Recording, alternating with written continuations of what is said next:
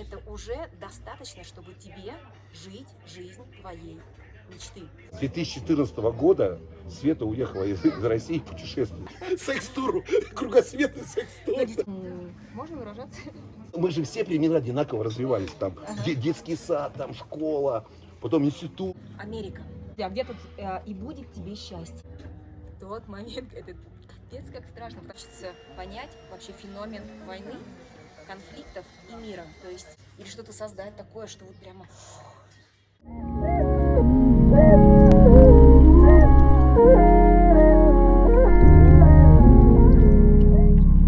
Опять подарочки пошли. Друзья, Челябин, Драмсала, резиденция Далай-ламы, Индия. Индия. На улице идет сильнейший дождь. Мы сидим в интересном заведении. И встретились родственные души, которые чем-то сошлись. А сошлись на такой теме, как приключения и путешествия. Хочу представить Света вокруг света. Это тот человек, за которым я следил в Инстаграме. Я просто думаю, вау, счастливый человек, который делает вещи просто. И вдруг, представляете, заходит девушка, я думаю, блин, я знаю ее, знаю. А вокруг нее Нин такой, желтый какой. Она подходит к нашей группе и говорит, я Света. Я говорю, да, я знаю, ура. Это человек, который совершает в одиночку путешествия по нашей круглой волшебной планете, который ломает все стереотипы восприятия жизненного кредо каждого человека, россиянина. Она, кстати, из Санкт-Петербурга. Она знает кучу языков, там, полиглот полнейший, там, она учитель йоги еще. И просто человек, который ломает все стереотипы человеческого сознания. Я правильно представил тебя, Светлана? Да.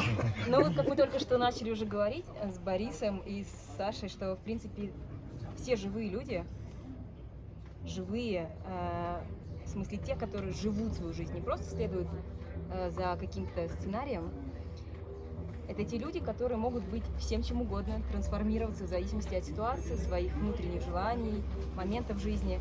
И, собственно, вот этих вот определений, в которые мы закрываем себя в рамки, там, я сантехник, я ученый, я учитель, там, да, вот эти рамки, они очень сильно ограничивают нашу природу, человеческую природу. Поэтому теперь моя очередь представить вам, с кем мы здесь имеем дело. Александр! Бизнесмен, путешественник. У меня есть костюм от Бриони, который я шил, кстати, в Индии. И хожу в нем, никто даже не замечает, все думают, что он от Бриони, как у Путина. Александр, но главное, что это творческий, живой, ну вы уже видите, что живой человек. И Борис, Боря. Привет. Просто Боря или... Что ты можешь себе сказать? Серфлю на Шри-Ланке, путешествую, изучаю иностранные языки, культуру, менталитет и чуть-чуть продвигаю бизнес на зарубежные рынки. Еще хотел сказать, что я приехал сюда из Санкт-Петербурга, Борис со Шри-Ланке, а Света, откуда ты приехал? Вот прямо сюда, в Dharamshala, вернее в Индию, я приехала с Мьянмы. Мьянмы. То, что раньше называлось Бирма. Да. Если кто-то не знает, что такое Мьянма и думает, что это в Африке, нет, это здесь по соседству, рядом с Индией. Такая. Здесь недалеко, это ты по сухопутному пути. Не, я в итоге прилетела, потому что там был военный переворот в тот момент, когда Ты от я войны там была. убежала? Типа того, да, гражданская война. Привет! Салют. Вот, так что вот как-то так.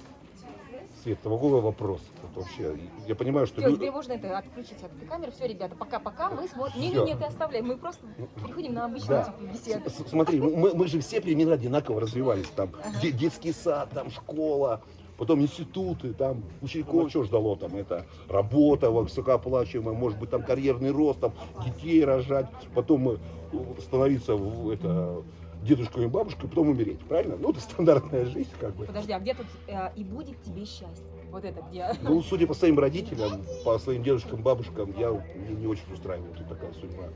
На самом деле.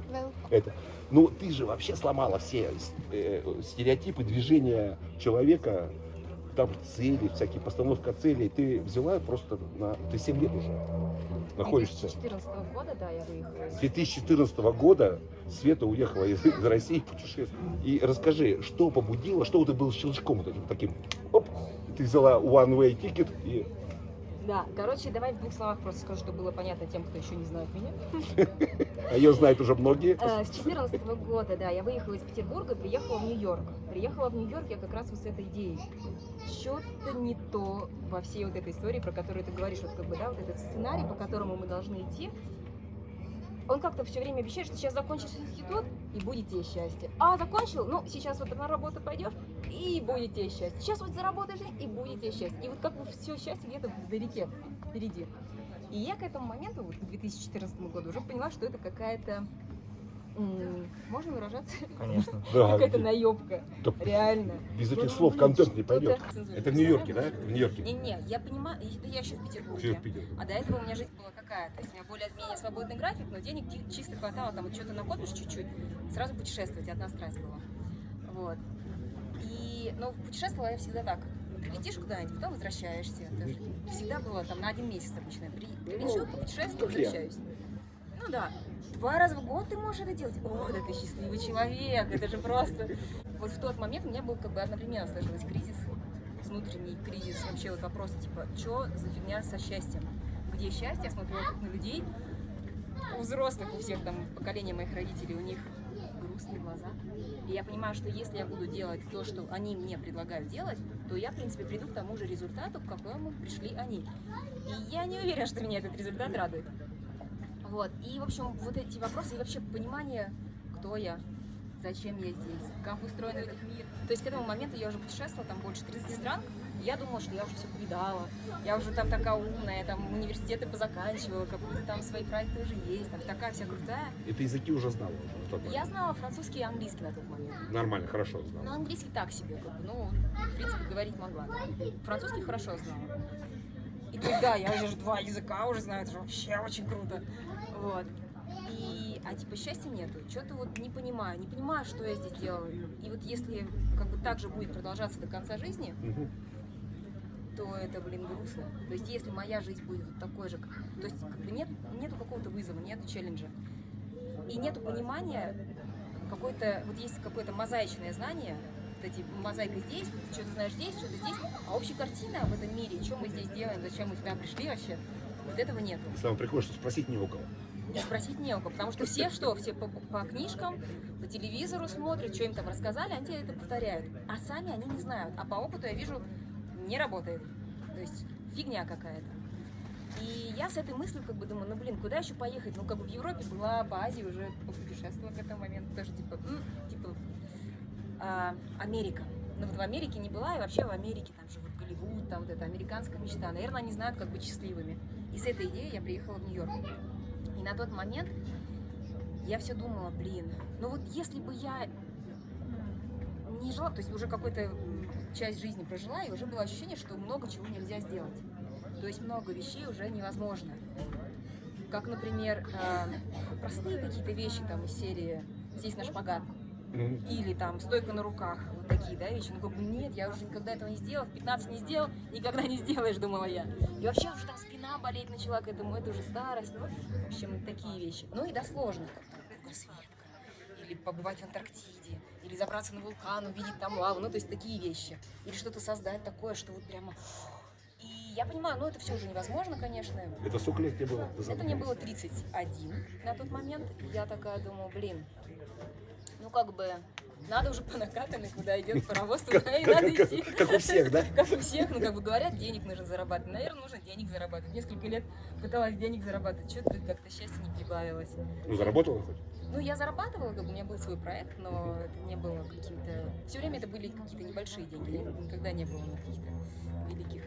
Ну, хоть ипотеку платить хватало? Был вопрос о том, надо ли брать ипотеку. То есть вот это был тот момент, когда типа следующим шагом, типа, ну, наверное, возьмешь ипотеку, вот тебе будет Счастье будет смысл жизни, типа, знаешь. Вот, и я приехала в Нью-Йорк с этой мыслью, и я сделала список вещей, список мечт. 100 мечт невозможных в этой жизни. Но таких, которые было бы круто, вот если себя представить, что я вот уже умираю, все, уже конец жизни, и я такая вот, есть у меня эта секундочка, как, наверное, надеюсь, у всех у нас будет этот момент, когда мы можем посмотреть на то, что произошло, да, в жизни, и вот как-то вот почувствовать что-то по этому поводу, типа, не зря пришел, или, блин, ну вообще, слил все куда-то непонятно куда.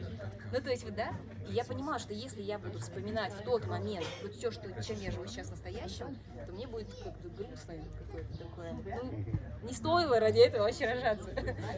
Вот. А что стоило? И я вот сделала список этих вещей, что вот эти вещи было бы круто вспомнить в своей жизни, в конце своей жизни. Вот это ради того... Ну, первые 5 назови. Самое основное. Слушай, ну вот одно из них это Светка. Ну, в моем случае, потому что я как бы Понял? крейзи Нет, мы путешествие была. все разные, конечно. Написать книгу. Ну, есть какие-то вещи, которые вот именно понять про людей, да, вот про мир. То есть вообще понять, у меня есть такая штука с миром. То есть мне хочется понять вообще феномен войны, конфликтов и мира. Что нас разъединяет, как только мы это поймем, мы сможем с этим как-то что-то сделать и найти ключ к миру, чтобы понять, что нас соединяет. Очень актуально. Да, соединяет. То есть найти вот эти все слои, там, политические какие-то разногласия, цвета кожи, не знаю, да, гендерные вещи. Что за этим стоит? Что стоит за всеми вот этими слоями, которые мы надеваем на себя, когда рождаемся, да, в этот мир? То есть где вот эта самая суть, которая у всех одинаковая? И одинакова ли она? То есть вот мы сейчас находимся в Индии, тут есть индусы, они выглядят по-другому. А что насчет сути? Суть такая же или как? Или другая? Ну, то есть это какие-то такие уже экзистенциальные вещи. Короче, я сделала список этих мечт, и пока я была в Нью-Йорке, я такая думаю, ну, самая crazy мечта — это «Вокруг света». Ну, это самое невозможное. В принципе, билета назад у меня нету. Если я этого не сделала сейчас, я никогда этого не сделала. Мне придется еще раз рожаться, чтобы это сделать. А вдруг это все неправда, и нету новых жизней? Вдруг жизнь только одна все-таки? А такой вопрос, это у тебя была только американская виза и все? Да. Все, больше никаких стран там. Да. Вопрос. На самом деле это была первая англоязычная страна, где прям по-английски говорят, ну, кроме, за исключением Индии, где я вот вообще вот прокачала свой английский, там начала заниматься. Ну, собственно, и все. И в тот момент, когда я поняла, что я это готова сделать сейчас, ну, я хотя бы попробую, даже если я как бы не буду в этом успешной, я не завершу это, то я все равно сделаю что-то, чего я никогда не делала. И в тот момент, когда я это решила, это капец как страшно, потому что я была одна. То есть я думала, как же я одна поеду? Ну, я все время путешествовала с кем-то. У меня не было денег. Я никого не знала на этом континенте, вот с того момента, как я решила. Все, дальше вот открыто, там, я не знала языков, да, дальше идет испанский, португальский, вся Америка. Да, вся Америка да? испанская, да, считаешь? Типа, вообще никаких предпосылок для этого нет. Но есть такой момент, что я вспомнила, 31 год назад я пришла в этот мир. И я не знала ни языков, ни людей. И вообще ходить не умела. Даже одежды у меня не было. А сейчас у меня есть одежда, я умею ходить, я вообще много чего умею. Наверное, я как-то выживу. Наверное, как-то, ну, да, такое. И, короче, с этой идеей, как бы, в тот момент, когда я это решила, у меня вдруг такая энергия, у меня прям такое вдохновение жить. И вот там, где страх, вот это самое крутое. И вот это как наркотик уже все. То есть я поняла, что ну, другого нет. Хорошо, я иду только вперед. Это то, наверное, маленькая яма, то, которое мгновенно, оно попало туда, в его предназначение еще при рождении. Ага. И вы поняли, что да, я попала туда, в ту струю, которая мне нужна. Я делаю все правильно. Когда я восторг. Да, вот эта вот синхронизация с предназначением какая-то, да? Вот твоя душа и предназначение поднеслись, и ты, когда написала все свои цели, наверное, и вот в этот момент тебя стрельнуло. Да.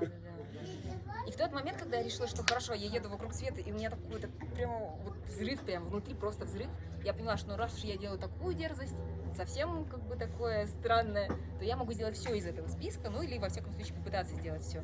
Когда я могу ехать автостопом, чего я себе не позволяла до этого, но у меня была все время мечта ехать автостопом, я прямо тоже люблю это дело. Ну, да. Я могу ехать автостопом, я могу доехать до Антарктики, я могу... Что там говорят? Авиастоп, да, для меня это казалось тоже какое-то вообще что-то из другого мира. Говорят, как-то можно, говорят, без денег можно путешествовать. Говорят, вселенная тебя любит. Хрен знает, давайте проверим. Потому что я поняла, что все, что говорит общество, оно не работает. Для меня оно не работает. Это вот фрейм моего, вот рамки, да, моего путешествия, просто чтобы вы тоже понимали. И с этого момента я как бы все там, во все тяжкие. То есть, что мне приходит в голову, я нахожусь в пространстве без каких-то условий. То есть я просыпаюсь с утра, И впервые в жизни у меня нету расписания, куда я должна, нету людей, с которыми я должна встретиться, нету еды, которую я привыкла есть, потому что все новое, абсолютно новая реальность. Что у тебя есть? Как маленький ребенок. Для старта, что у тебя есть? Есть мое тело. Тело есть? Одежда есть? Минимум? Есть мои мысли, есть $500. А, $500. $500 у меня было, да. Вот. Рюкзак какой-нибудь? Рюкзак, ну, у меня есть чемодан с собой, со своими вещами. И есть вопрос к себе, окей, ты не знаешь, что ты хочешь в этой жизни, спроси себя, окей. Я начала себя спрашивать про каждую мелочь. Типа, ты хочешь еще спать или хочешь еще полежать? Сколько там, неважно сколько, я делаю то, что хочу. Что ты хочешь есть, куда ты хочешь идти или хочешь остаться, с кем ты хочешь общаться. Хочешь здесь сейчас сидеть и смотреть, и делать это интервью, или хочешь встать и вообще пойти там есть мороженое? Встану, пойду и буду есть Ну, мороженое. мы с Борей если мне поговорим вкусно, нормально, да. Я тоже думаю, мы без справимся. тебя, если ты уйдешь, мы с Борей продолжим. Ну, это будет очень классный пример спонтанности, как делать именно то, чего Да, хочется вот, в кстати, так и моменте. сделать. Да, ты замороженный пошла. Дальше я поехала, собственно, автостопом по штатам. Ну, я думала, типа, от берега до берега проеду, и там закончим. Ну, как бы совсем уже сложно, там Мексика. Вот такой дурацкий вопрос. Я думаю, там в России нас, может, посмотрите. Потому что где-нибудь в Сибири там девушка стоит, такая с чемоданом голосует, там, ну, как-то непривычно. Это тебя не останавливало, там, что стоишь на дороге, там, Ну да, вообще ты все, же что молодая, я делала, красивая. все, что я делала, это было вот что-то out of reality. То есть для людей это было типа, чё? Одна стоишь, что ты здесь делаешь, девочка, типа того. Но в этом и прикол, что в этом и есть прикол реальной жизни, когда ты спонтанен, и ты не закрываешь себя в рамки. Я теперь, там нету представления о том, кто ты. То есть никто не знает, кто я, и я могу быть любой. Я могу говорить да на все, я могу говорить нет на все, я могу быть яркой или Ты играешь, неяркой. Я могу быть любой. Ты любой. Ты в зависимости от обстоятельств становишься Я именно могу тем, кем надо. попробовать. Я могу попробовать Вот. это. И ты играешь постоянно роли разные. С тем, чтобы... Ну, у меня была задача как бы выявить, кто я и что я вообще. Потому что я поняла, то, чем я была на тот момент, оно не было конгруентно миру. Оно не приносило счастья. У меня есть такая теория, что вот то, что приносит тебе счастье, где ты чувствуешь эту гармонию, это то, что есть твое предназначение. И, собственно, это единственное, ради чего стоит жить, на мой взгляд. Остальное все, где ты расходишься со своим, вот чувствуешь что-то не то, несчастье. Чем дальше ты уходишь, там депрессия идет дальше, там здоровье, проблемы. Это значит, ты уходишь далеко от себя, от того внутреннего вот этого маленький или большой голосок у кого-то, да, внутри. Который запакован у большинства Который людей. знает, а он запакован, потому что с детства нам, ты это Ну, должен, это ты не- должен. А я сказала, нафиг должен, хочу. И я буду идти только за хочу. Да? И когда ты идешь за хочу, ты понимаешь, что нету границ. То есть ты реально как ребенок, которому говоришь, давай играть, вот там, да, 5 лет вот ребенку есть. Иди к нам. Давай играть. И он говорит, да, играю или не играю, в зависимости от того, что внутри. Так же и мы. То есть я вот вижу тебя и вижу, какой ты живой. Я думаю, блин, живой, человек Я живой. учителя хорошие. Я просто, когда у меня дети родились, когда я от них учился просто, это так. У меня учителя, и как падать, как говорить, как вот эту непосредственность, я просто, я такой папой стал, и многому научился. Нет, кого зацепит, пусть смотрит. Кому не интересно, выключайте вообще. Да. Подробности очень решают. Прямо за вот Потому что эти 10-15 минут ты дала столько очень крутых практичных советов о том, как поменять свою жизнь, о том, как находить себя, о том, как философски вот с тестированием подходить к тому, что хочется, проверять, исследовать. По-моему, это просто вообще такой гайд-лист готовый для любого человека, который захочет каким-то образом стать немножко счастливее, чем он чувствует Это себя. даже разговор про счастье. Свет, ты прошла такой большой путь, понимаешь, и ты даешь выжимку, конспект просто, вот сейчас даже, вот эти 15 минутах, что ты сказал, очень важно. Для меня, я услышал, у меня аж мурашки по спине. Ну, потому что я думаю, что это надо прослушать еще раз. Но главное, что вернуться к себе просто надо. И послушать себя, свою душу, и сделать уже выбор тогда. Ну, дальше-то что? Ну и, опять же, вот как бы с первого момента. Вот я помню первый момент, когда я еще в доме у друзей своих. Это в Штатах, это еще Атлантический берег, Флорида. И я сижу у подруги в гостях и рассказываю им, что вот, знаете, ребят, я решила ехать вокруг света, они такие, да? Она и с мужем летаю. Интересно, с какого вообще? Расскажи подробнее, когда ты решила? Давно готовилась? Да нет, вот буквально вот вчера решила. Они такие, да ладно. Ну, то есть такое, типа, вот вообще непонятное. И когда я им сказала, что я еду автостопом, они мне всячески отговаривали, там есть у меня на канале всякие видео про то, как я рассказываю именно про автостоп. Кстати, Вот. ссылки внизу оставим. Да. На каналы Света.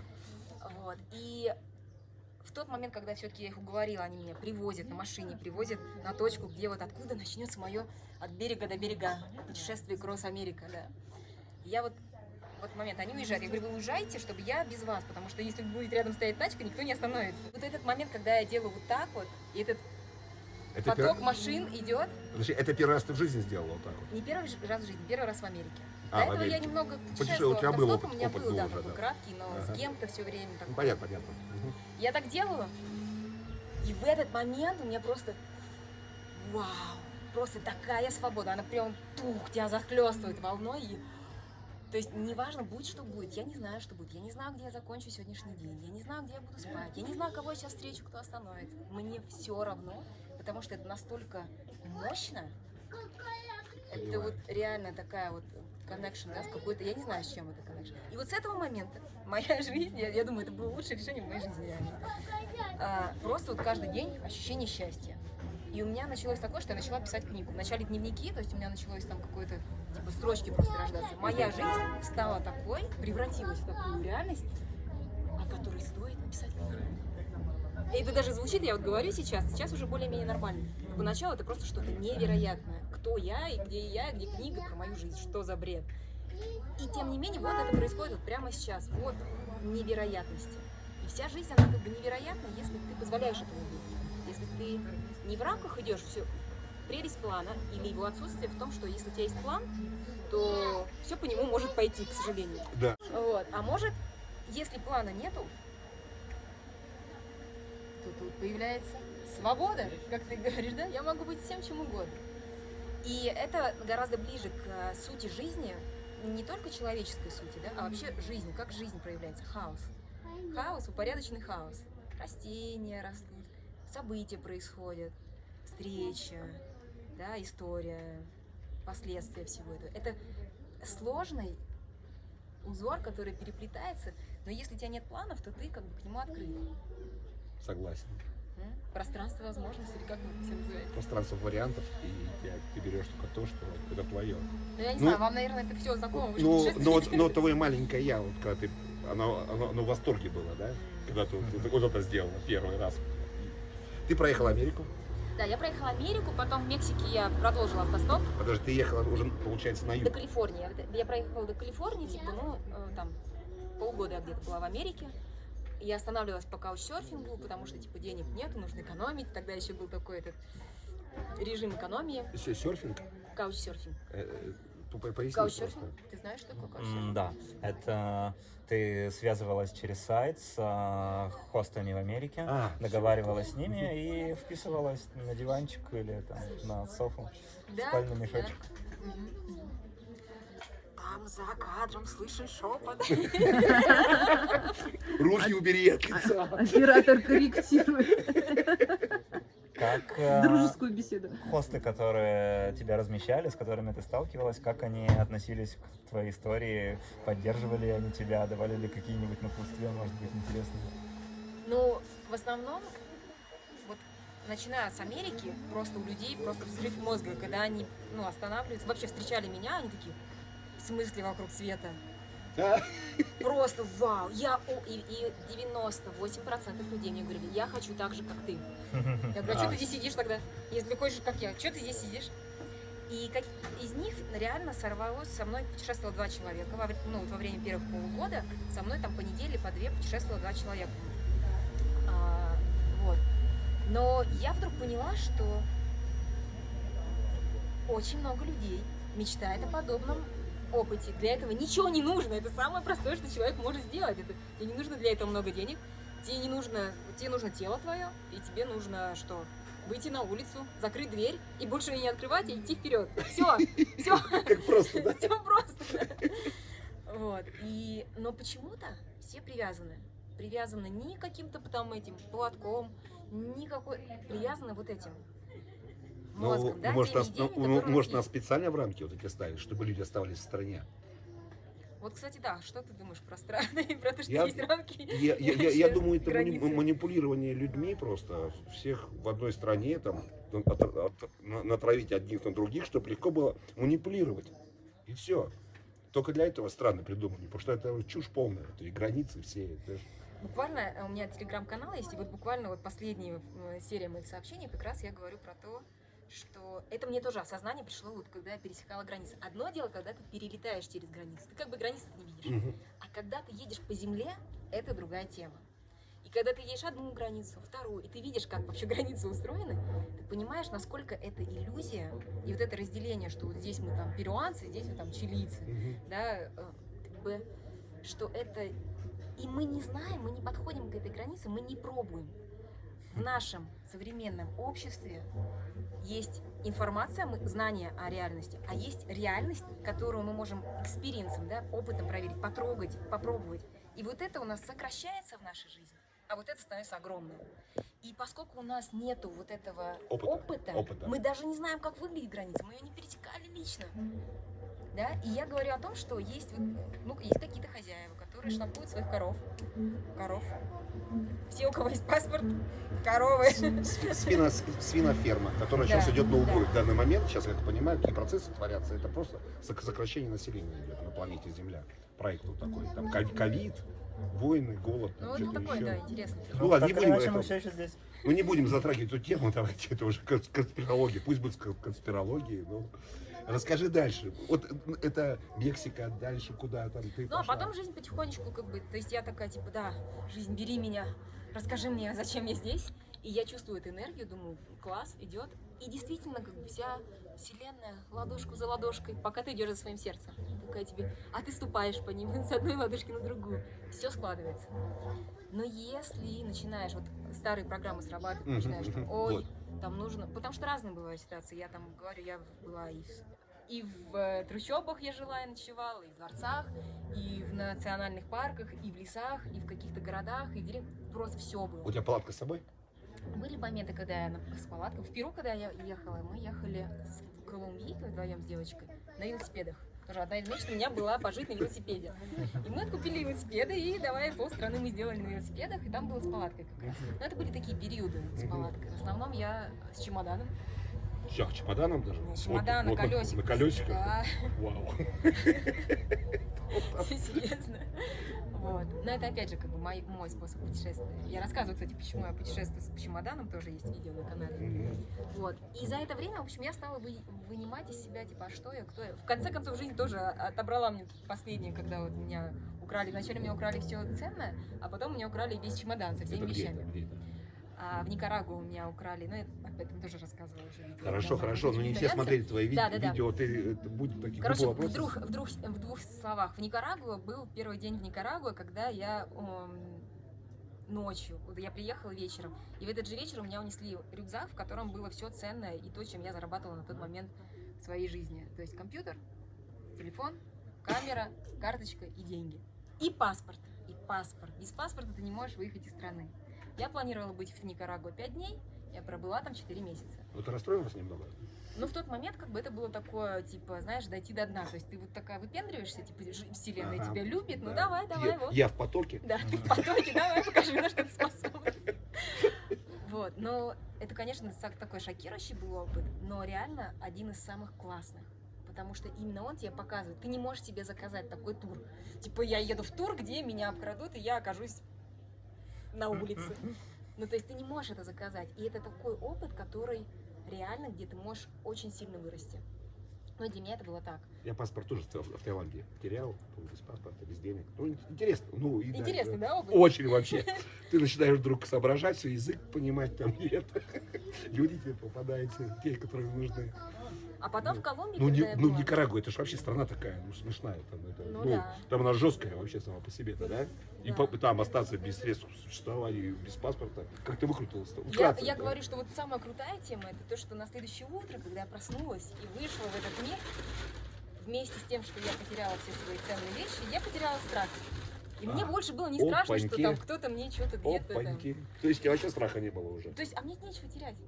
То есть там какие-то ко мне там докапывания от местных пацанов, которые видят белую девушку, начинают такие, эй, бэйби, такое, знаешь, они так делают, они там свистят, там такое, знаешь, то я вдруг как бы такая, а с меня нечего взять, окей, иди-ка ты сюда, я сейчас у тебя спрошу, где мой паспорт. И я начала у них спрашивать, типа, чувак, там, мне нужна твоя помощь, а они в шоке, типа, как это? Ко мне там подходит вдруг, я пытаюсь ее что-то там как-то харассмент или что-то такое, да? Вот, и они вдруг трансформируются, и ты видишь, что человек, который только что пытался там тебя как-то подцепить, вдруг он становится такой чик, меняется, и он становится твоим другом, он говорит, да, я там, да, где это произошло? Я говорю, мне паспорт нужно найти, я не могу уехать из своей страны без паспорта. И я понимала, что логически мне ничего не отдадут, кроме паспорта, но паспорт никому не нужен. Но в итоге... Они могут, кредит там не могут оформить на него? Или ипотеку, паспорт, как в России? Русский паспорт, я думала, даже в России это какая-то сказка на самом деле. Вот, но в итоге я нашла паспорт, я нашла даже телефон. Паспорт там по-пацански, по понятиям, не кургуанские парни, наверное, нашли, тебе притащили, ты нам понравилось кому-нибудь. Ну, как что за история там? Там была, вкратце, была первая история, когда мне взяли интервью, потому что оказалось, что полиция там не работает, нужно идти на телеканалы и на радио. И я там на своем ломаном испанском, на тот момент еще такой он был у меня начинающий, я им как-то объясняю, что вот, да, случилось. Потому что люди, которые смотрят каналы, они могут, если они найдут паспорт, они знают, что можно принести на телевидение. А, круто. Это специально из-за этой темы пошла на телевидение? Да, они мне сказали, смотри. Местные сказали, иди на телевидение. Я такая, зачем мне на телевидение? Иди на телевидение, там тебе помогут. Смотри, вот. Как становятся телезвездами. Потом я иду по улице, люди останавливают меня, типа, ну как, паспорт ты нашла? Такое, знаешь, я тебя видел по телеку, я такая, окей. Это к тому, что любой кризис — это возможности. Надо смотреть как возможности, а не что-то такое, плохое такое. Что ну, это у японцев это иероглиф, вот кризис, это же вот два понятия таких. В данный момент, вот сейчас ты пришла на телевидение, мы на камеру-то говорить не умеем, а тут ты пришла на телевидение, у меня вот паспорт, я это, и ты стала там звездой какой-то там, наверное. Ну да. Все заговорили о тебе, и захотелось помощи. События. То есть ты паспорт получила? Да, в итоге телефон. принесли паспорт, как раз таки позвонили по номеру, который нашли они где-то в телевидении, а телефон я нашла, вот, ходя по разным злачным местам, где продают краденое. Я узнала, как вообще вся система там работает, это преступная, как полиция там где-то что-то. То есть меня там знали все, и все понимали, потому что я уже понимала что-то по-испански, могла что-то сказать. И я их просто толпила так, что они в шоке были. А там же трафик кокаина, там наркомафия, такого только там нету, там такие деньжищи твои. Но при этом там 65% страны неграмотные, то есть они все очень простые. То есть если они крадут телефон, это, как правило, очень простые люди, которые рассчитывают на то, что через 3 дня турист уже уехал из страны, и он ничего не ищет. Потому что там в основном американцы приезжают. То есть ты уже стал детективом таким, да? Да, я уже даже стала, распечатала такие штуки, я стала оставлять в отелях для иностранцев, что типа, если вам нужно будет расследовать ваши, потому что там крадут телефоны каждый день у иностранцев, если вам нужно будет расследовать, то это вот обращайтесь ко мне. Такое было. Ну, потому что я уже знала, как система работает, как можно найти свой телефон, как там. То есть ты стала сильнее после этого? Да. Ты прям почувствовала, Да. что просто ты выросла. Я вдруг поняла, вот поскольку страна маленькая, в большой России, там, в таких странах, как Россия, где система сильная, очень сложно понять, как работает система. Ты маленький человек, который, типа, следует за тем, что система сказала тебе. Там, дяденька полицейский сказал, надо делать так, направо идти, ну ладно, я иду направо, тут налево, там, да. А тут я вижу, что тут нужно дяденьке полицейскому сказать, как нужно делать и куда идти. Потому что сам он не дотонкает, и вообще-то вся система так и работает. На самом деле в России тоже самое. Да, это везде так, просто там это видно. Как расследовать преступление, надо так делать. Да. Есть моя По собственная... телефону позвоните. Вот эта тема еще с ответственностью, что моя собственная ответственность за то, будет ли у меня паспорт обратно или нет. Или я жду, когда консульство мне что-то там сделает, или я жду, когда дядя полицейский сам что-то там сделает.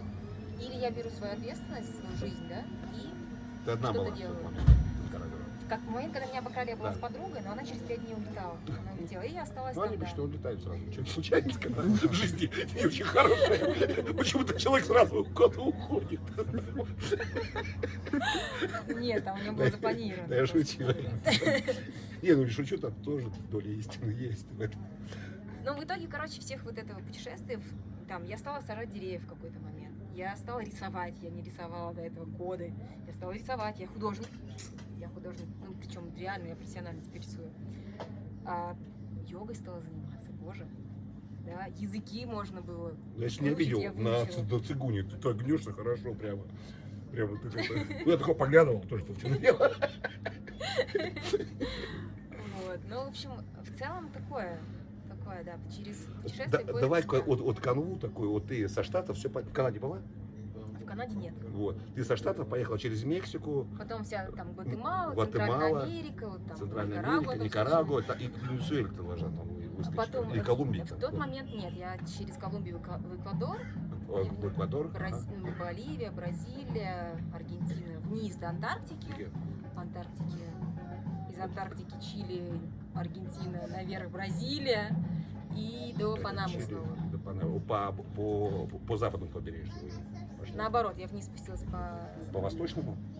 западному, нет, спустилась. Ну там у меня вот такое было вниз, а потом такое вот вверх. Ну, Там, вот- если маршрут хотите посмотреть, Светлана, там внизу тоже ссылочка будет на маршрут. Да. Мы же еще проверяем, как бы не верим многим вещам, потому что сами достаточно много путешествуем и встреваем во всякие ситуации такие.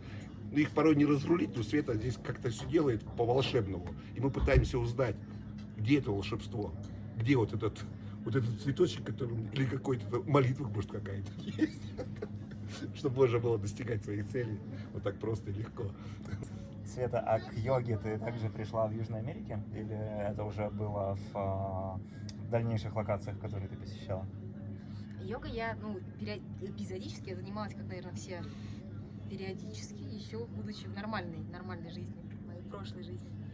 Вот, но Мы говорим об этом рождении, в этом воплощении. в путешествии такая тема случается, что вначале есть вот этот голод к тому, чтобы там поставить галочки, типа увидеть статую свободы, Мачу-Пикчу, там что там еще 10 туристических мест в каждой стране, там вот такое, да?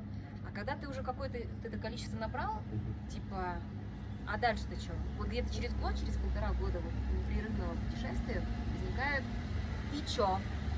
И что ты здесь делаешь? Ну хорошо, ты такой вот, ну хорошо, поставил ты галочки, и чё? А миру ты от чего? От этого? От того? Ну вот, да, ты молодец. А миру ты? Кому вообще это? Вот даже мы делаем видео, да, у меня есть канал, но я спрашиваю сама себя, типа, да, а кому это интересно смотреть? Для чего вообще все это рассказывать? Для чего я сейчас это рассказываю? Почему вам это интересно спрашивать? Мне дико интересно. Почему? А Да теперь потому задай что- себе вопрос, что тебе Почему? это дает? Потому что ты сейчас рассказываешь те механизмы, с которыми ты столкнешься. У тебя опыт, ты профессор сейчас. Какой профессор? Ты там большой профессор, понимаешь? То есть, что ты можешь себе взять? То есть, Что я когда буду идти вот по этому направлению, я пойду как-то все равно, рано или поздно. И потому что мы... это именно путешествие или что? Я не знаю, что какой там аспект выйдет. тебя Но впечатляет? я тебе говорю, что ты обладаешь знаниями просто. Все, ты сейчас их рассказываешь в довольно сжатой форме и легко. Они пригодятся, потому что не просто так информация на подкорке закладывается. Я тебе говорю о твоих подписчиков, которые тебя смотрят, и для чего они смотрят. Каждый по-разному, с каких-то соображений. Потому что этот багаж знаний нужен. Никто нельзя книжку взять и прочитать и получить это все. Только вот живое общение идет вот такое, и это очень пригождается, конечно. Давайте будем вести по маршруту и заодно касаться уже каких-то вещей, там, людей, там, хобби или еще что-то. Вот меня интересует, почему еще Света заинтересовала, мы с ней вместе ходили в Антарктиду. Ребят, мы ходили с самого южного города Земли Ушуаи, там, где ты там уже в Чили, там ты с Порто-Вильямс. Порто-Вильямс. Кстати, самый южный город Земли это все-таки Порто-Вильямс. А говорят Ушуаи, ну неважно. И мы на яхтах ходили к побережьям Антарктиды. Вот это вы можете уникально Ну не посмотреть. вместе, а врозь, но Врозь. на ту же Антарктиду. Да, и вот только недавно узнал. Я говорю, что это люди, которым вот очень редки они сами по себе, потому что на этих очень много риска для этого. Когда ты идешь в пролив Дрейка, там 15 тысяч судов лежит внизу, и попадали мы и в шторма, это очень очково вообще. Слушай, а ты рассказывал, ну, у тебя есть видео про твой поход? Есть, да. И когда возвращаются, обычно уже люди, которые тебя встречают, они уже другими глазами смотрят. Даже пораженные мариманы, когда они знают, что ты сходил туда на яхте, они совершенно принимают в твой круг просто общение. Это очень дорогого стоит. И мы со Светой, наверное, вошли в этот круг. Это другой путь, ну ладно уже. Вот, расскажи вот это, как ты, я просто знаю, приехать вот это, вот, южный город с земли, там это очень дорого стоит. Там что-то, чтобы на ледоколе просто, как лошок, сплавать туда. Там тебя привезут в Антарктиду, как в основном, говорят, я был в Антарктиде.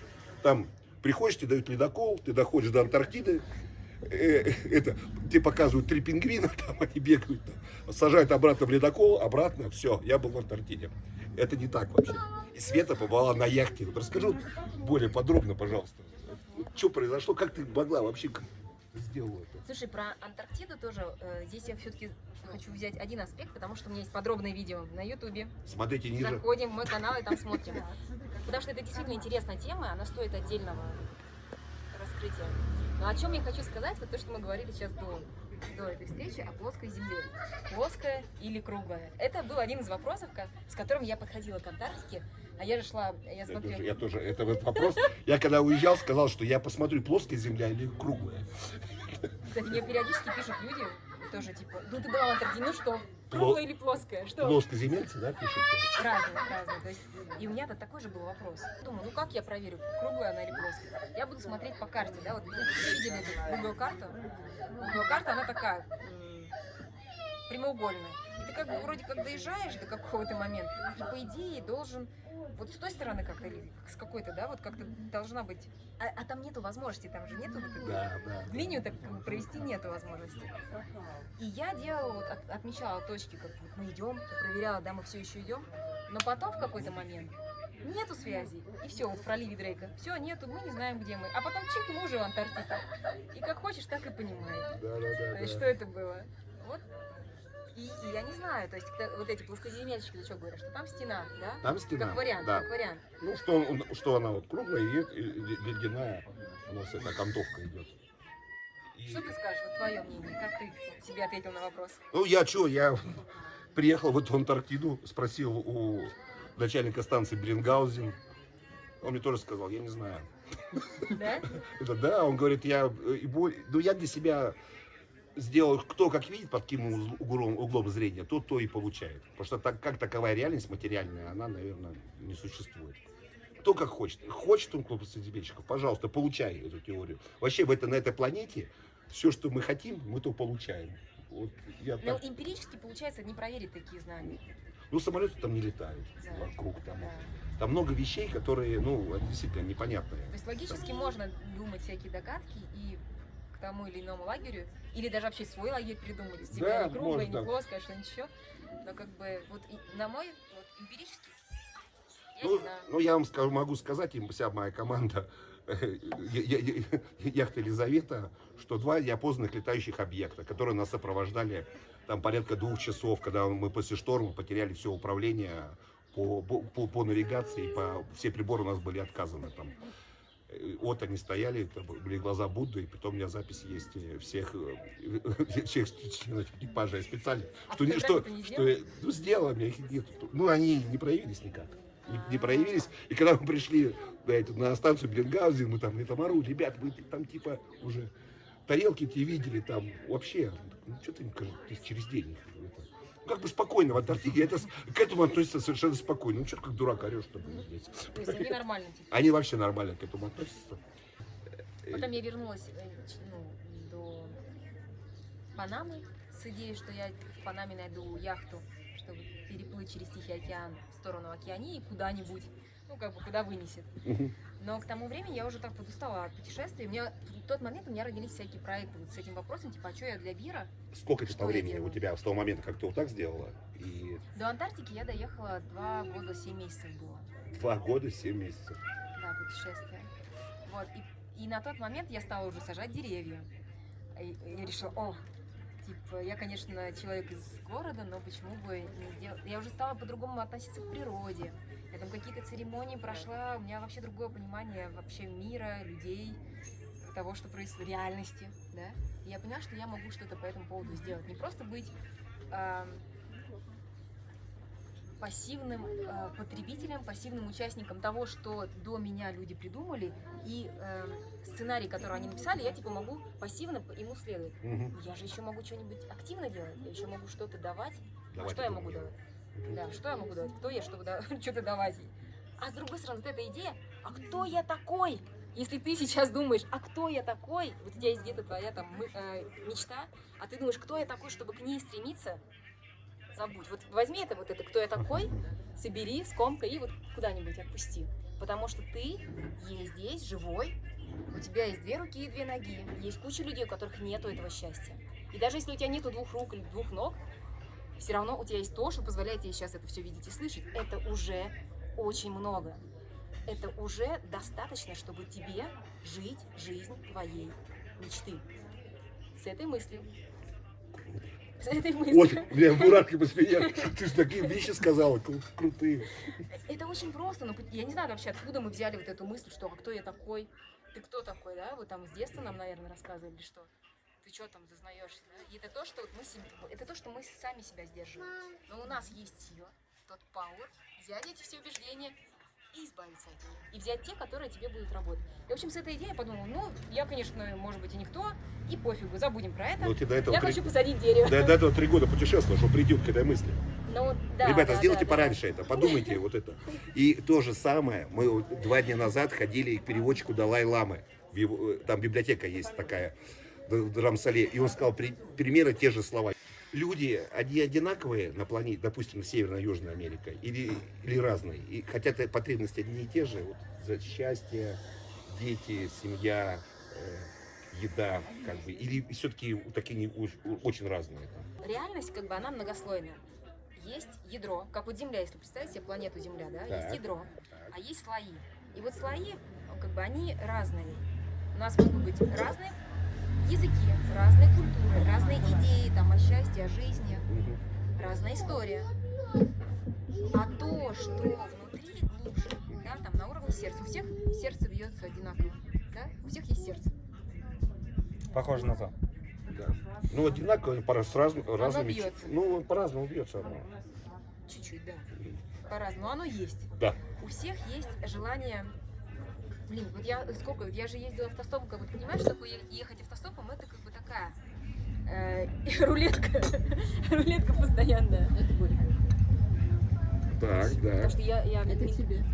Ты минт, да. да. Я же не только по каучсерфингу останавливалась, потом я стала останавливаться у всех, кто меня пригласил к себе, ну, кто вызывает доверие. А потом еще я спала на улице, на пляжах, где вот меня просто, вот я чувствую класс. Подожди, вот ты с этим чемоданом с колесиками, и ты спала на пляже. А чемодан с колесиками я оставляла где-нибудь, потом мне пришло в голову, что, блин, да мне вообще-то... А рюкзак? Не было мысли? Полгода я путешествовала с рюкзаком, когда у меня забрали чемодан. И в тот момент я поняла, что да, в принципе, и вот этой маленького рюкзака достаточно. В теплых странах этого достаточно. И поэтому я не спешила обзаводиться снова чемоданом. Полгода я реально путешествовала только вот с рюкзачком с небольшим. И это просто кайф. Когда ты понимаешь, что твое счастье, оно не в вещах. Есть такое выражение, ребят, у настоящего мужчины все должно быть в голове, кроме штанов и шляпы. Как вам такое? И в этом реально есть такая, да, вот есть правда. То есть я на своем опыте могу сказать, что самые счастливые моменты — это не то, когда у тебя есть возможность там потратить много или что-то такое, требующее ресурсов материальных, да? А это очень простые вещи. Это увидеть чудо, вот это чудо, когда все чик и складывается. Да. Да, когда увидеть там человека, который только что думал: о, белая телочка, сейчас я ее тут проверю, как там, чего, и вдруг он открывается для тебя совсем с другой стороны, он тебе как брат, и вы вообще там становитесь лучшими друзьями. А что про телочку? Что, плохо, что ли? Ну, ничего плохого. Вопрос в том, что есть разные изначально намерения. Это опять же слой, это опять же роль. Конечно. Да? Это опять же вот эта Конечно. первая мысль. И трансформация своей роли. То есть одна вещь, когда я прихожу, я что-то ищу здесь, дайте мне, пожалуйста, что-нибудь, повезите меня, дайте мне где поспать. А другое, когда я прихожу с тем, чтобы дать. Да, я прихожу с тем, чтобы делиться. Давай поподробнее на это остановимся. Чем тебе это откликается? Ну просто это круто же. Мы дающий всегда получает больше. Это выгоднее вообще. Не то, что если даже с позиции западного человека взять, что отдавать, у нас же потребление общества навязанное, и оно нас загоняет в рамки постоянно. что мы должны что-то брать и хотеть что-то еще вперед, и мы загоняем себя, и мы становимся несчастными как бы из-за этого. Потому что они почему? Чтобы не соскочили с этой иглы. Мы должны постоянно что-то покупать. Они очень боятся этого, что мы вдруг не захотим, что мы станем вот так соображать, как ты. Ты очень страшный человек для мира. Потому что ты ничего не хочешь такого-то. Знаешь, тебе не нужно там, к чему стремятся 99% населения. Самый опасный человек, который приходит в бар и пьет чаек. Они виски там, да? Да. И вот ту историю, которую ты рассказываешь про желание делиться, про желание создавать, я слышу в этом взросление, что когда ты отправляешься в путешествие, ты исследуешь страны, что это как такая детская исследовательская позиция. Посмотреть достопримечательности, посмотреть, а какие люди здесь, а как можно здесь жить. А когда возникает уже желание создавать, то как будто повзрослел. Сажать дерево, создавать свой проект, делиться чем-то с другими людьми. Отследила ли ты вот этот момент, что, может быть, какой-то триггер или какое-то событие на тебя повлияло таким образом, что ты в какой-то момент осознаешь себя, что все, путешествовать, конечно, очень круто, но хочется при этом создать что-то еще.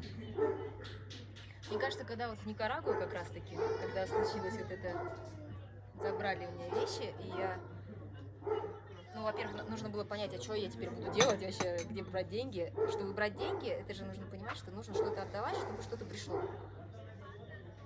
И деньги, плюс у меня было к этому времени уже накопленное чувство вины. Вины, потому что к не этому работаешь? 1,5 года я еду, и жизнь меня подвозит бесплатно, я живу бесплатно, еще периодически меня кормят, бывает, бесплатно, и вообще жизнь мне дает кучу всяких ништяков, там, меня на всякие, я еще же люблю музеи, там, всякие, учиться где-нибудь, это тоже все бесплатно, люди меня видят и говорят, да, давай к нам, давай, и не надо там. То есть, и у меня, как я им отдам, я их больше не увижу, я понимаю, я вот вижу тебя 15 минут, час, 2, день, все, я тебя больше никогда не увижу, и мы оба это понимаем в моменте, да? То есть я не смогу тебе вернуть этот долг. И что делать? И вот это как бы меня немножко мы же поняли, что надо заплатить. И у тебя чувство вины, вот реально. Это оно накопилось, да? типа, как я буду отдавать? Как вообще это все можно отдать? Пока до меня не доперло вообще, что вот это понимание, что ты мне, я тебе, это вообще неправильное понимание. Оно присутствует только до того момента, пока мы разделяем, что есть ты, есть я. И вот у нас как бы вот этот вот обмен. И возвращаясь к йоге, к твоему вопросу. В йоге, еще будучи в Петербурге, был такой момент, когда нас засеяли первый раз в жизни, наверное, мысль, что внешний мир и внутренний, где граница между внутренним и внешним миром. И я так думала об этом, оно как-то где-то засеялось, я как-то думала об этом, где я кончаюсь и начинаешься ты. Где твое счастье перестает на меня влиять, или где мое счастье. Понимаешь, если людям вокруг меня хорошо, то мне автоматически легче, чтобы мне стало хорошо. Как бы это логично, очень просто. Если всем вокруг плохо, то мне легче будет плохо. Проще мне стать в депрессии, да? И это элементарная вещь. Если этот мир будет чуть лучше, мне эгоистично будет лучше. Да. И соответственно, я думаю, в принципе, наверное, я могу отдать кому-то другому, другим людям тебе буду отдавать, и как-то там по кругу это дойдет до вот тех, кто мне сделает это добро. Пока до меня не допер, что вообще фишка не в этом. Во-первых, они уже в моменте тоже кайфуют. То есть ты делаешь что-то доброе, ты видишь, я сделал доброе, и ты уже это, как сказать, от этого кайфуешь, да? Ты всегда при этом раздаешь. Ты можешь даже ничего не говорить, когда тебя подвозят, ты можешь не играть на каком-нибудь музыкальном инструменте, не давать деньги, но то, что ты находишься здесь сейчас, ты в любом случае отдаешь эмпатически свое состояние, как минимум, и какое-то свое внимание, свою энергию. Ой, как мудро. В каждый момент времени. Ребята, отдавать намного выгоднее, чем принимать.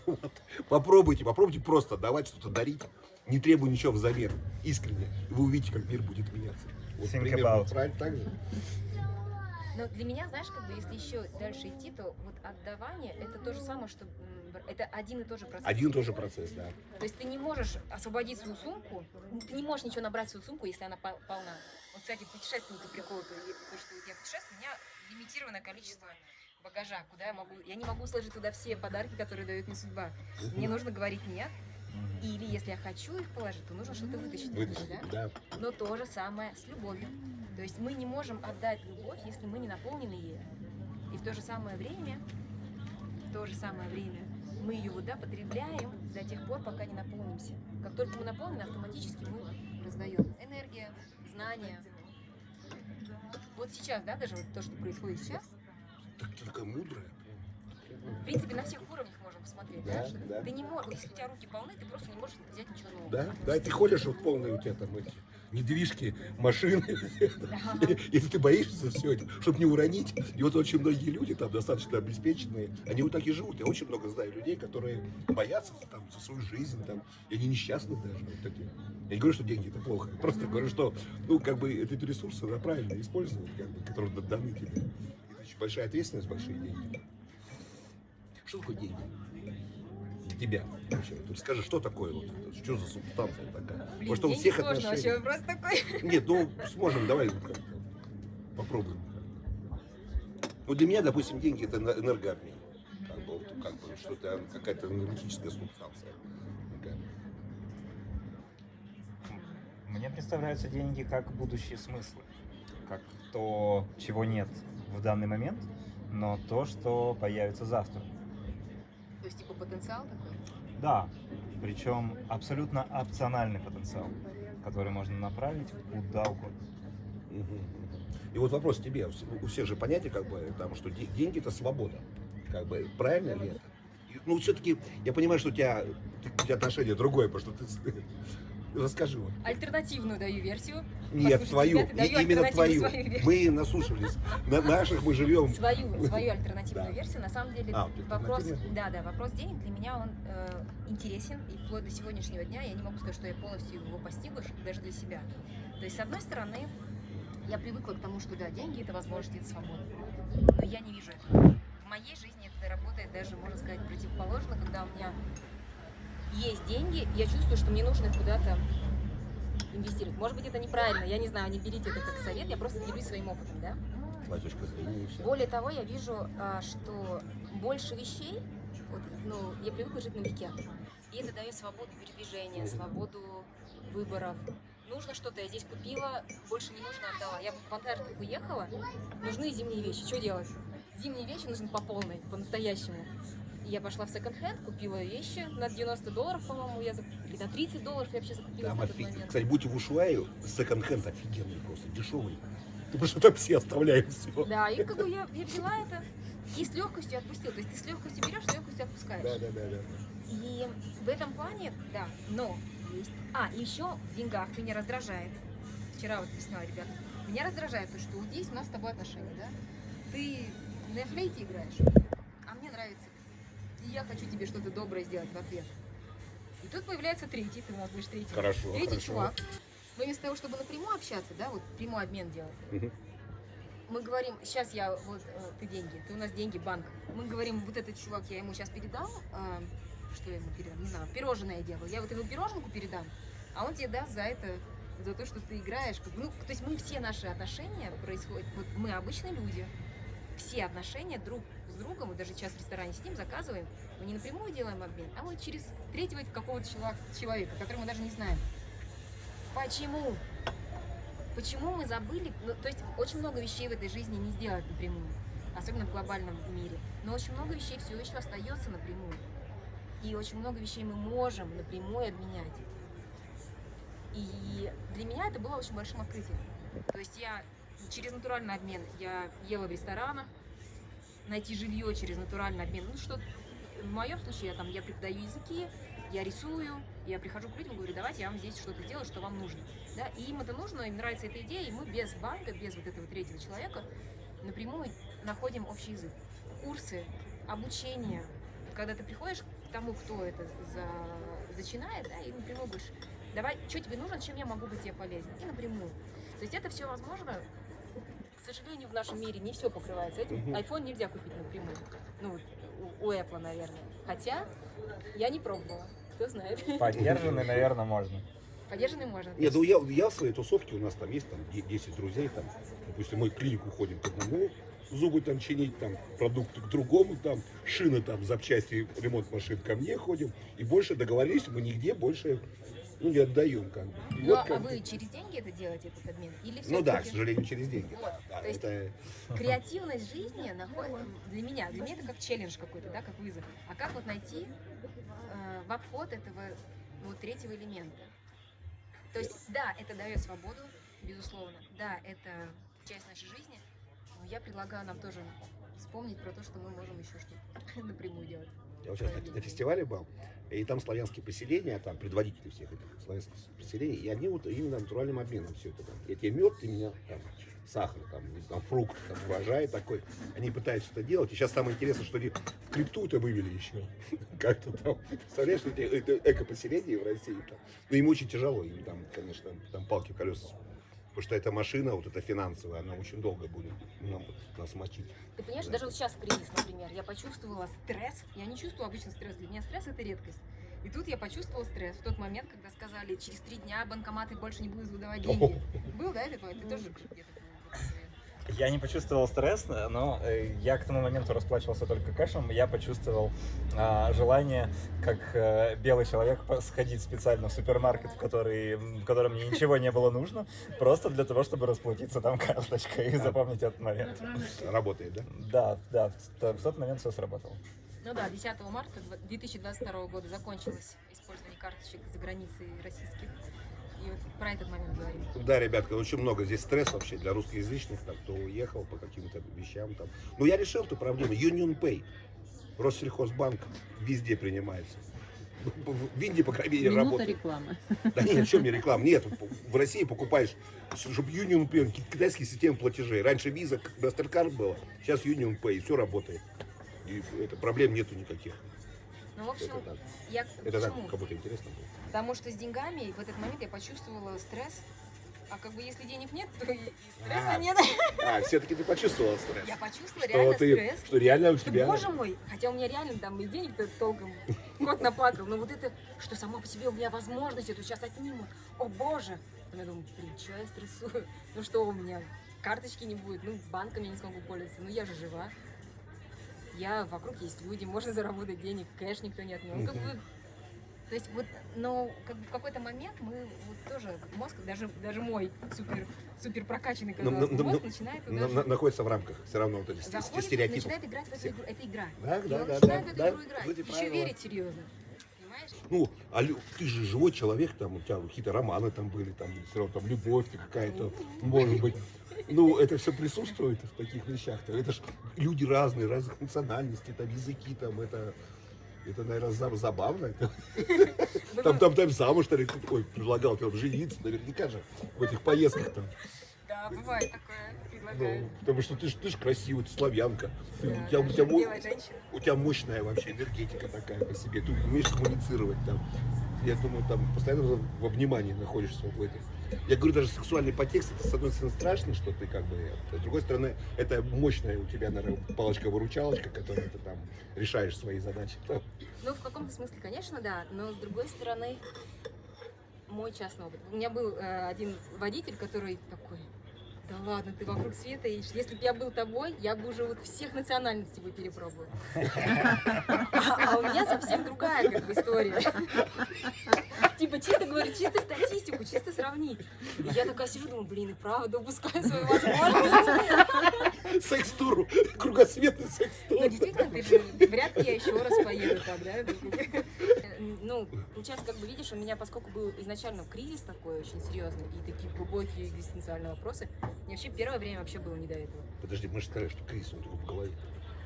Экзистенциальный кризис в моей голове был в вопросах, что я здесь делаю, зачем я в этом мире, что это за мир вообще, такого плана. Все, понял. И то есть у меня был как бы фокус на это направлен, что здесь происходит. А отношения, они очень сильно отлетают. Тем более вот до этого момента в моей жизни я все время была в отношениях. То есть у меня как бы, как можно сказать, замужняя жизнь все время была. Именно в России, да?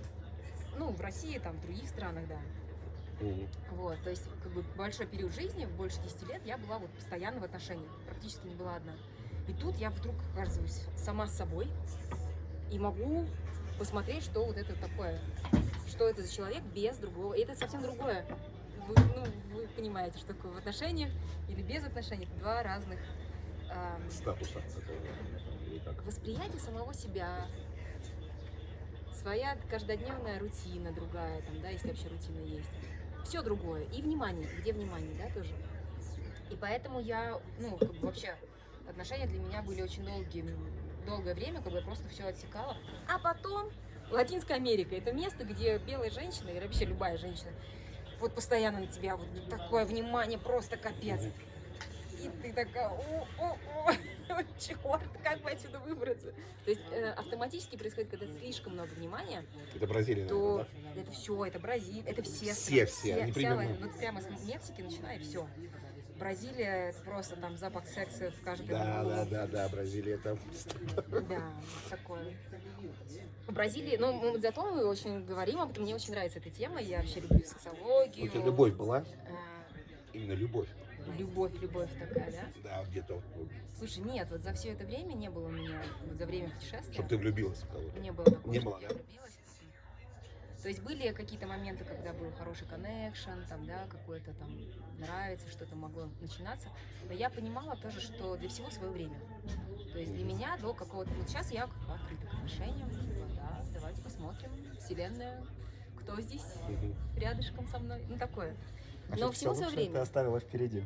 в своем Да, то есть путешествии. следующий, наверное, этап может быть жизни. Ну, давай, как у этого, у Дудя, эти, блиц. Давай, Давайте. 10 вопросов, только это, вот самые дурацкие, какие там идут, и это, ты отвечай. Дармшала или Ришикеш? Дарамшала. Дорож. Ты плакала за время своих путешествий? Серьезно, так, Да. через душу? Да. Потерять деньги, паспорт, телефон, камеру или потерять самообладание? Самообладание. Путешествовать лучше одной или в компании единомышленников? И, подожди, с самого начала, если тебе еще раз это предстояло, что либо у тебя еще два человека, которые ты едешь тусовкой, либо ты одна. Одна. Одна. Понял. Однозначно. Страна, в которую хотелось бы вернуться на подольше. Скорее не страна, а скорее места, куда хотелось бы. Места, И их да. много. У меня просто список Ну, мест, куда хочется вернуться. 5 Да? назови. Первое, 5, что 5. приходит. Есть мексиканские места, конечно, Бразилия, туда же, Перу, Боливия, Колумбия, как минимум. Самые счастливые люди во время этого путешествия, именно народность. Самая счастливая, вот прямо, знаешь, вот как в Бутане есть институт счастья, да, у них есть такой, вот реально, прям Министерство счастья. Какая самая счастливая народность, вот прямо, Мне кажется, все равно азиаты. какая страна именно? Наверное, Таиланд. Таиланд вообще, Таиланд. Таиланд? Мгм. Как соло-путешествие раскрыло в тебе внутренние качества? Ну, это вопрос взросления. То, что, да, ты рассчитываешь на себя, ты понимаешь, кто ты, потому что больше нет рядом ни друзей, ни мамы, ни папы, там, да, вот всех вот этих вещей, на которые мы привыкли рассчитывать. Это однозначно вот эта активная жизненная позиция. То есть либо ты активен, либо тебя нет. Да? Это осознание собственного вклада, что ты, пускай он большой, небольшой, без оценок, да, что у тебя есть твоя часть этого мира, за которую ты ответственен и в которой ты можешь влиять. Будь то тело или место, до которого ты можешь дотянуться. Такое. Хорошо. У тебя есть в горах дворец большой, у тебя на счету $1 миллиард, у тебя есть свои вертолеты. Ну, ты будешь жить всю жизнь вот здесь. Либо ты выходишь во Флориде и делаешь вот так вот. Что ты выбираешь? Жить в этом дворце, либо ты выходишь на дорогу вот так вот в тот момент. Вот этот вот вариант. Вот этот вариант. Какой? Выходить во Флориду. Покажи, как ты Да. это делаешь. Выходить во Флориду вот так.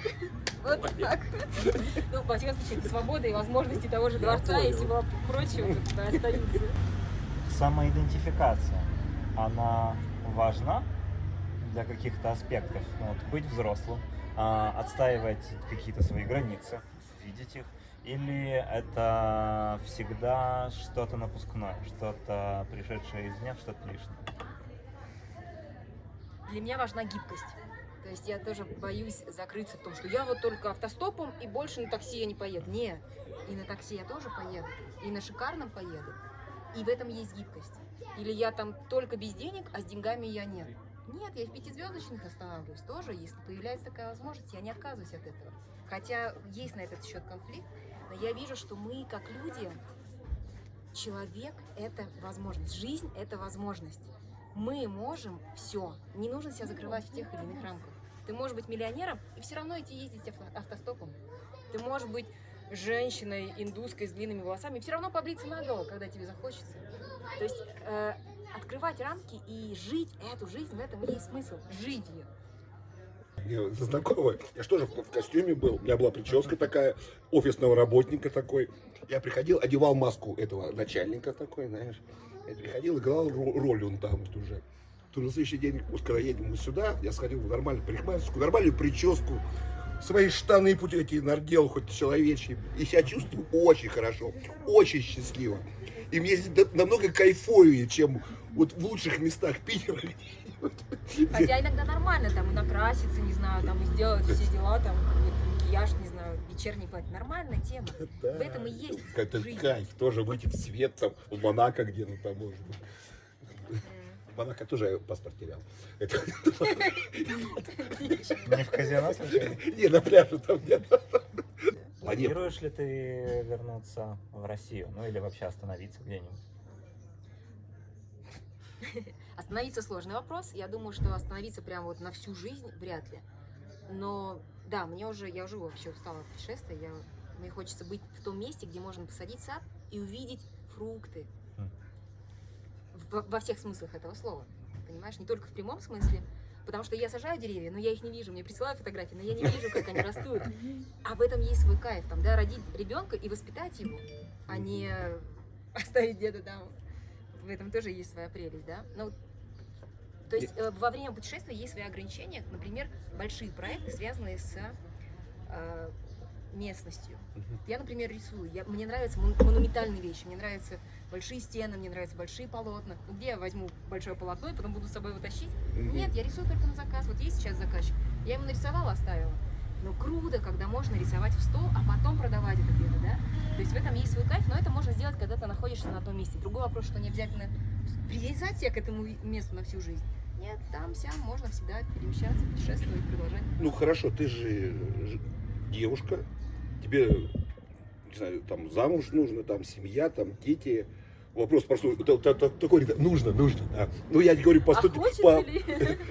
Вот ты как ты, ну, большинство будет спрашивать, 95% девушки хотят замуж, там, ну, там, как бы надо, и так мама делала, бабушка. Как ты к этому относишься? Собираешься ли ты создавать свой очаг? В какой стране? Такой вопрос. Ты поняла? О чем? Вопрос интересный. Спасибо. Вопрос очень интересный. Но он сложный. На него да или нет не ответишь, к сожалению. Ну давай. Ну, то есть у меня есть понимание, что там замуж, не замуж, вообще семья это очень широкое понятие. Это не просто там замуж или не замуж. Да, вот тут есть семья, а тут нет. То есть семья может быть разных вариантов. И не обязательно, в наше время вообще не обязательно для этого замуж. Вообще идея замужества для меня под большим вопросом. Я не против, если человеку будет это актуально, то я рассмотрю такой вариант. Почему бы нет? Почему бы не поиграть в такую историю? Но, в принципе... Когда мужчина, давай женимся. Зачем? Вот здесь индусы, например, у них есть такой пунктик, жениться.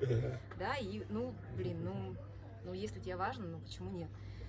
Вот. Но лично для меня я не вижу в этом смысла. Я не понимаю, зачем люди женятся. Вот если мы говорим про формальную. Я понимаю, зачем создаются отношения, я понимаю, зачем люди живут вместе, идут вместе по жизни, разделяют, создают совместно, да?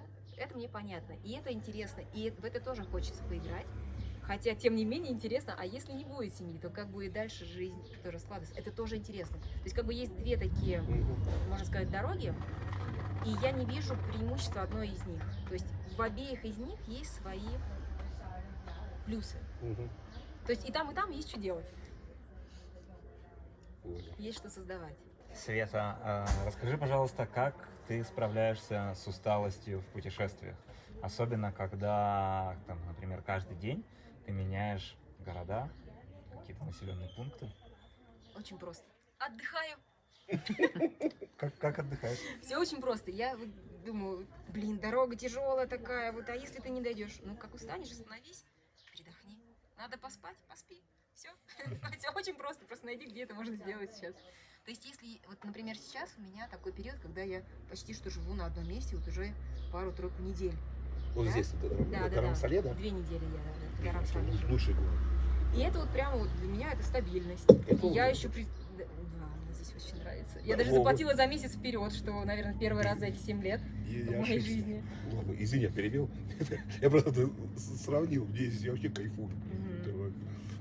Попал туда, куда нужно, как будто здесь рождался раньше. Ладно, перебил. Да, так что, как бы, и я вижу так, что я уже от кругосветки я уже устала, честно говоря. Я хочу ее завершить, написать книгу и идти дальше, да, то есть там отмонтировать эти кипы видео, которые сняты, выложить их и идти дальше. Следующий проект, следующий.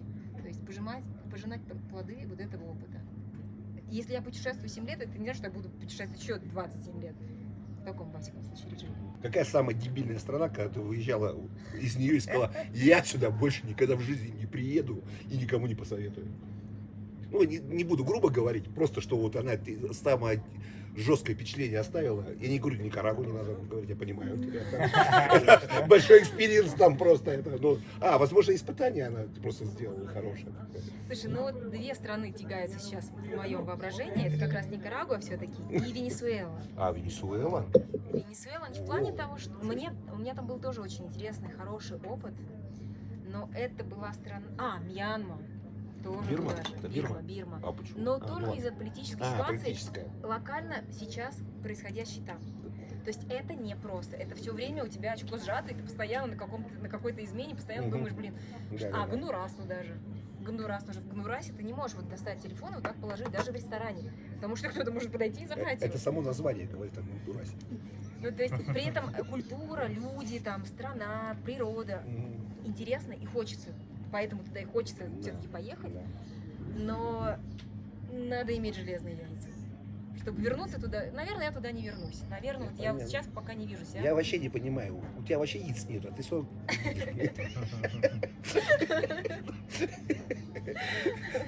Ну что, ребят, путешествуйте, как говорил Пташкин, это того стоит. Давайте каждый допустим, да, и какие-то слова. Благодарю, ребят, за вопросы. Нам, да, благодарность. Давайте обнимемся. Благодарность. Ахо. Городом. У меня же для вас подарочки, ребят. Да ладно. Да, у меня же есть миссия, которую я рассказываю всем. Миссия заключается в том, что... Это реклама? Это мой месседж всем вам, друзья. Всему миру? Да, что там написано? Live your dream. Живи своей мечтой. Вау, как круто! Вы не представляете, какие-то мощные слова. Давайте поаплодируем. Наша замечательная собеседница. Я тоже вам подарок делаю. Я заплачу за этот чай. Я сделаю подарок. Света, я заметил, что у тебя закончилась регистрация домена. Я продлю тебе домен, чтобы на вот каждой наклеечке есть адрес веб-сайта, на который можно перейти, кликнуть, но не сейчас. Вот, в общем, сделаем так, чтобы завтра, к моменту выхода этого видео, можно было так сделать. Да. Спасибо. Свет, а я обещаю, что соответственно я буду следить за тобой. Если тебе будет трудно где-то, я постараюсь тебе помочь, всегда или найду какие-то ресурсы там, или потому что ты одного даже племени. Артуно племя. Это сейчас надо выживать, именно такие люди должны выживать, кооперироваться, и все больше и больше. Мир становится лучше, потому что уходит плохое все. И такие люди должны руководить странами, давать любовь, свет, чтобы мы жили не вот в этой какой-то там, когда очко жим-жим, а когда мы отдаем, когда любовь вокруг, солнце, счастье, когда люди обнимаются, ну как сейчас здесь мы видим. Вот мы в этом состоянии, мы должны постоянно жить, просто вот так обниматься с любыми, чтобы у нас не было вот каких-то... Продолжим. Да, все, пока-пока. Все, уже это, пока. Чао.